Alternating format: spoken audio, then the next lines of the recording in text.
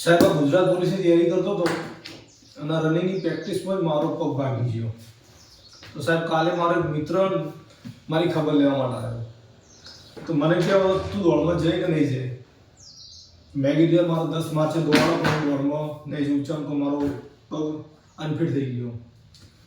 તો મને કે કદાચ તું દોડમાં જાય ગ્રાઉન્ડમાં આવો પગ લઈને અને કદાચ કોઈ પોલીસ વાળો એવો સારો હોય વ્યવસ્થિત અને તને એવું કહે કે મારું ઘૂ ખાઈ જા તને હું પાસ કરી દઉં તો તું કરે.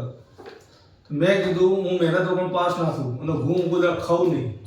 તો મને એવું કે ખબર કે કદાચ તારી જગ્યાએ હું આટલી બધી મહેનત કરતો ને તો કદાચ મારો પગ ભાગ્યો હોય ને અને કદાચ મને કોઈ પોલીસ વાળો કદાચ ચાન્સ આપી દે ને કે મારું ઘૂ ખાઈ જાઉં તને ગ્રાઉન્ડ પાસ કરી દઉં તો કે હું આખા સ્ટાફનું પ્રસાદનથી ચપટી ચપટી ખાઈ નાખું.